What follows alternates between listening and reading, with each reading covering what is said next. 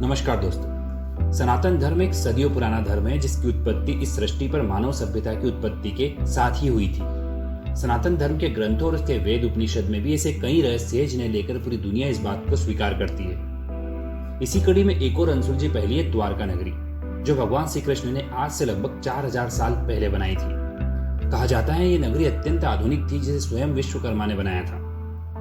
महाभारत ग्रंथ के मुताबिक ये नगरी भगवान श्री कृष्ण के मरने के बाद अरब सागर की गोद में समा गई थी। आज भी द्वारका नगरी गुजरात के जामनगर डिस्ट्रिक्ट में अरब सागर के किनारे स्थित है, जहां हजारों भक्त भगवान की इस पावन भूमि को दर्शन के लिए रोजाना आते हैं। अब सवाल यह आता है कि क्या सच में अरब सागर में हमारे आर्कियोलॉजिस्ट को ऐसा कुछ मिला था जिसे हमें भगवान श्री कृष्ण द्वारा बसाई गई इस नगरी के रहस्य का पता चले।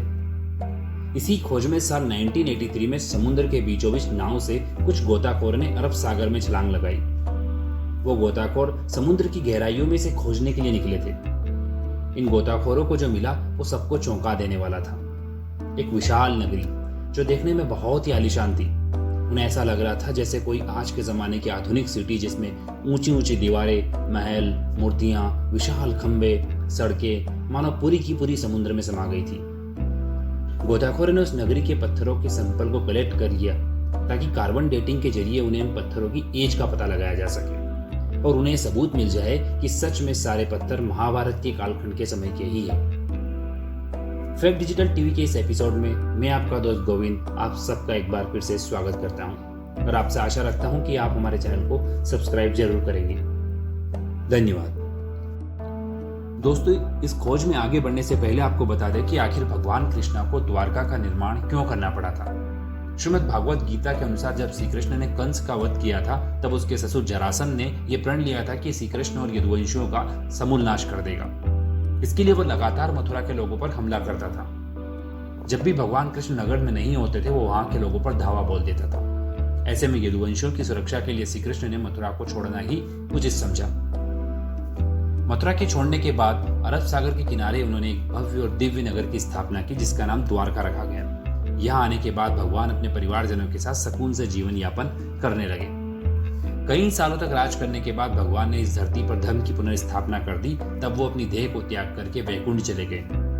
उनके देह त्याग करते ही ये वैभवशाली द्वारका नगरी भी समुद्र में समा गई और इस तरह सभी यदुवंशियों का विनाश हो गया।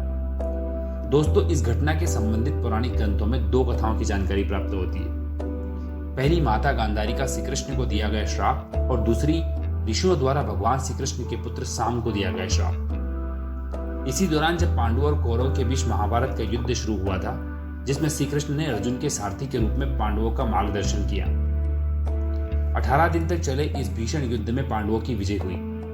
युद्ध में विजयी होने के बाद पांडव जब पहली बार हस्तिनापुर आए तब श्री कृष्ण भी उनका राज्याभिषेक करने के लिए साथ आए थे। इस खबर से कौरव पुत्र की माता गांधारी अपने गुस्से को सहज कर नहीं रख पाई और वो अपने सभी पुत्रों के मौत का कारण भगवान कृष्ण को ही मानने लगी। इस बात से तिलमिलाकर उन्होंने भगवान श्री कृष्ण को श्राप दे दिया कि अगर मैंने जिंदगी भर पतिव्रत धर्म का पालन किया है और मेरी पूजा में कोई छल नहीं है तो जिस तरह मेरे वंश का विनाश हुआ है ठीक उसी तरह आज से 36 साल बाद तुम्हारी आंखों के सामने तुम्हारे पूरे यदुवंश का विनाश हो जाएगा। सारे यदुवंशी एक दूसरे के खून के प्यासे हो जाएंगे और तुम्हारी पूरी द्वारका नगरी समुद्र में समा जाएगी।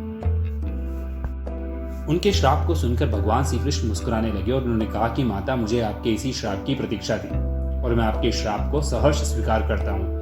ऐसा कहकर वो द्वारका के लिए प्रस्थान कर गए क्योंकि भगवान जानते थे कि संपूर्ण रूप से धर्म की स्थापना के लिए समूल विनाश जरूरी है। द्वारका को और यादव वंश के विनाश के पीछे एक और श्राप भी आता है जो इस विनाश का कारण बना। एक बार द्वारका के निकट बसे एक पवित्र स्थल पिंडारक में नारद मुनि और महर्षि विश्वामित्र के साथ कुछ बड़े संत लोग पधारे थे।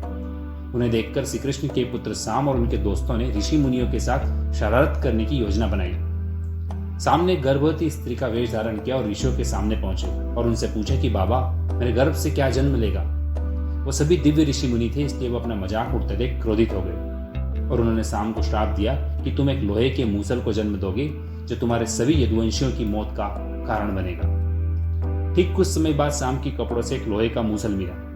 इस बात से परेशान होकर साम अपने नानाजी महाराजा उग्रसेन के पास गए और उन्होंने उस मूसल के कई टुकड़े कर समुद्र में फेंकवा दिया।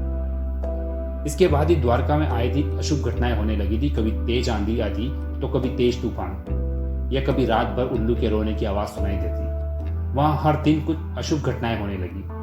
36 साल बीत चुके थे तब भगवान कृष्णा समझ गए कि अब माता गांधारी और ऋषियों के श्राप के सत्य होने का समय आ गया है, और वो समझ गए कि इस समय उसी विनाश का योग बन रहा है जो महाभारत के समय बना था। धीरे धीरे सभी यदुवंशियों ने मदिरापान शुरू कर दिया और आपस में लड़ने लगे। ये लड़ाई इतनी बढ़ गई कि यादव वंश में अंदर ही अंदर युद्ध होने लगे और सभी अपने ही भाइयों के रक्त के प्यासे हो गए। वहीं श्री कृष्ण के पुत्रों ने भी आपस में युद्ध करना शुरू कर दिया और एक एक करके पूरे वंश का विनाश होने लगा। इन सबको देखकर बलराम जी समझ गए कि अब सबका अंत निकट है और उन्होंने भी अपनी देह का त्याग कर दिया। श्री कृष्ण ने जब ये देखा तो उन्होंने अपने पिता वासुदेव को इस स्थिति से अवगत कराया और उन्होंने अर्जुन को संदेश भिजवाने को कहा और स्वयं जंगल में जाकर एक पेड़ के नीचे लेट गए। उसी समय जीरा नाम के एक शिकारी ने उन्हें हिरण समझकर तीर चला दिया और ये तीर उन्हीं मूसल के टुकड़ों से बना था जो महाराजा उग्रसेन ने समुद्र में फेंकवा दिया था, जो एक बड़ी मछली ने निगल लिए थे। और इस शिकारी ने उस मछली का शिकार करके उन जहरीले टुकड़ों से एक तीर तैयार किया था जो भगवान कृष्ण के पैर में जाकर लगा था। और इसी वजह से श्री कृष्ण ने अपनी प्राण त्याग दिए और अपने वैकुंठ धाम लौट गए और फिर बचे हुए लोगों को अर्जुन वहां से लेकर चले गए। और फिर धीरे धीरे श्री कृष्ण की पूरी द्वारका अरब सागर की लहरों में समा गई। उस दिन से लेकर आज तक हमारे ग्रंथों में इसका वर्णन मिलता है, लेकिन कई साल तक हमारी पौराणिक कथाओं में बसी इस भव्य द्वारका को सदियों तक लोग निकारते रहे और मानने से इनकार करते रहे। इसे ढूंढने के लिए कई सालों तक खोज की गई, लेकिन इस खूबसूरत नगरी का किसी को पता नहीं चला। आज से करीब 100 साल पहले बेट द्वारका के आइलैंड के आसपास साल 1930 में पहली बार इसकी खोज शुरू की गई। बेट द्वारका आज की मॉडर्न द्वारका सिटी से लगभग 30 किलोमीटर नॉर्थ में स्थित है, लेकिन उस समय ये खोज समुद्र के ऊपर से की गई थी और उन्हें कुछ भी ऐसा नहीं मिला जो इस पावन नगरी के अस्तित्व को साबित कर सके। साल 1963 में पहली बार पुरातत्व विभाग ने अरब सागर के कुछ हिस्सों को चिन्हित किया और समुद्र के ऊपर से इसकी खोज की, जिसमें कई सारे पुराने आर्टिफैक्ट्स और मूर्तियां और सनातन से जुड़े कई चिन्ह मिले, लेकिन अभी भी कोई पुख्ता जानकारी हाथ नहीं लगी थी जिससे श्री कृष्ण की इस नगरी को ढूंढा जा सके। भारतीय पुरातत्व विभाग ने साल 1979 में एक बार फिर से इसकी खोज की और उन्हें कुछ अलग धातु के बर्तन मिले जो सेकेंड मिलीनियम बीसी के वक्त के थे। इसमें एक बात तो साफ थी कि अरब सागर की गहराइयों में कोई राज तो जरूर छिपा था। इसके बाद साल 1983 से 1990 के बीच में भारतीय पुरातत्व विभाग ने अंडर वाटर खोज शुरू की, जिसे डॉक्टर एस.आर. राव ने अपनी टीम के साथ लीड किया। डॉक्टर राजू निगम, जो कि फॉर्मर चीफ साइंटिस्ट थे CSIR NIO के, इन्होंने बताया कि इस खोज की शुरुआत वर्तमान में स्थित द्वारिकाधीश टेम्पल के पास से शुरू की गई थी। बहुत दिनों तक ये खोज यूं ही चलती रही और फिर अब इस टीम को अपनी खोज के दौरान अरब सागर में बहुत ही खूबसूरत और आलीशान नगरी के अवशेष मिले। उस खोज में इस टीम को कई मजबूत दीवारें, पत्थर, पिलर्स और इरिगेशन सिस्टम मिले, लेकिन अभी भी इस बात का पता करना बाकी था कि पानी के अंदर मिले ये अवशेष या सबूत क्या श्री कृष्ण की नगरी द्वारका के ही थे। इस बात का पता करने के लिए इस टीम ने अपनी खोज में मिले उन पत्थरों और दीवारों के अवशेष की कार्बन डेटिंग कराने का फैसला किया। दोस्तों, यहाँ आपको बता दें कि कार्बन डेटिंग एक ऐसी प्रोसेस है जिसमें साइंटिफिक एक्सपेरिमेंट के जरिए किसी भी पत्थर की पॉसिबल एज यानी उसकी उम्र का अंदाजा लगाया जाता है। डॉक्टर नरहरि आचार्य ने महाभारत में मेंशन ग्रहों की स्थिति और एस्ट्रॉइड की जानकारी से कैलकुलेट किया कि महाभारत का युद्ध 3126 BCE में हुआ था। वही हिंदू धर्म के महापुराण महाभारत के हिसाब से द्वारका का निर्माण महाभारत काल में ही हुआ था। समुद्र में मिले उन अवशेषों की कार्बन डेटिंग से यह पता चला कि ये सभी पत्थर और अवशेष इस समय के आसपास के ही निकले।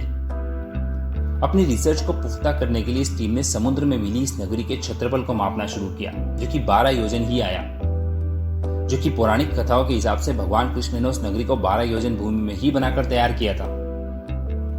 हिंदू ग्रंथों में यह भी बताया कि द्वारका आज से लगभग 3500 साल पहले खत्म हुई थी और इसके खत्म होने के साथ ही द्वापर युग खत्म हो गया था और इसके बाद ही कलयुग शुरू हुआ था।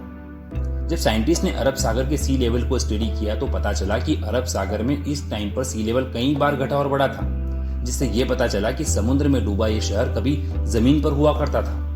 इसके अलावा आर्कियोलॉजिस्ट की इस टीम को इस स्थान पर कई सारे लंगर भी पाए गए, जिसमें यह पता चला कि द्वारका एक ऐतिहासिक पोर्ट था जहां से भारत पहले भी अपना व्यापार करता रहा होगा। आज भी कई लोग भगवान कृष्ण और श्री कृष्ण के इन अवतारों को नकार देते हैं, लेकिन किसी भी पौराणिक कथा के इतने सारे सबूत आज भी एग्जिस्ट करना सिर्फ कोइंसिडेंस तो नहीं हो सकता। द्वारका के अलावा भी ऐसे कई प्रूफ है जो इस बात को साबित करते हैं कि इस धरती पर इंसानों का अस्तित्व सिर्फ हड़प्पा और मोहनजोदाड़ो के समय से नहीं था, बल्कि इससे भी हजारों साल पहले से ही शायद था। और शायद ये सतयुग से ही शुरू हुआ होगा। अगर आपको हमारी रिसर्च पसंद आई तो please subscribe us and don't forget to share it. बहुत जल्दी हम एक नए एपिसोड के साथ आपसे मिलेंगे। तब तक के लिए आपसे इजाजत लेता हूँ। बहुत बहुत धन्यवाद।